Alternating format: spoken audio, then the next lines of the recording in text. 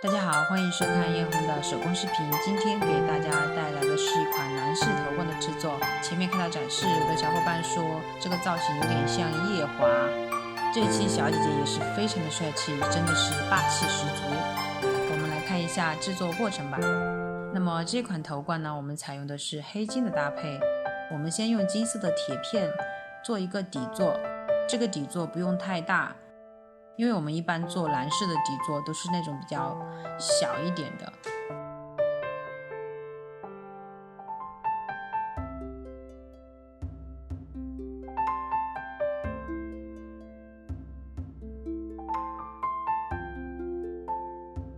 然后在最前端的话增加一个金属的花片，这个时候我们就把我们底座上面的缝隙的地方用丙烯颜料填成黑色。这里的话，尽量涂缝隙的地方，留出金线的部分。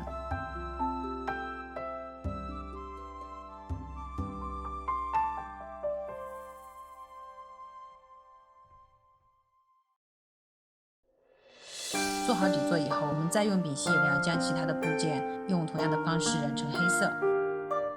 所以基本上每个部件它都是黑金的。上面的这些零部件的话，基本上都是用铜铸件完成的。那么会用到一些花草的元素。至于为什么会用到花草的元素，因为我最近这种材料会比较多一点，所以我用到了这样的搭配。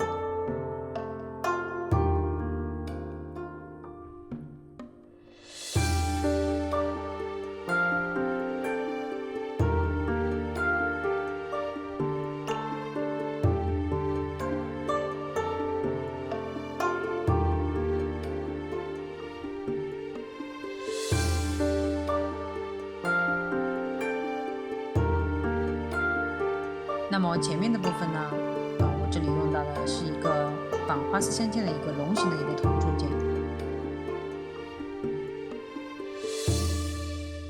在中间的部分呢，我们再加上一颗黑色的宝石。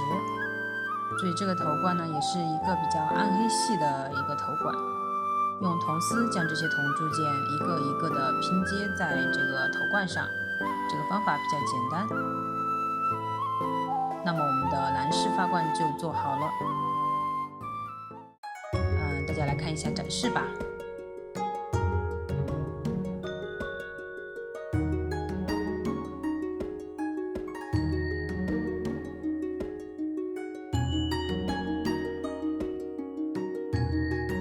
好了，本期的视频就到这里哦，我们下期再见，拜拜。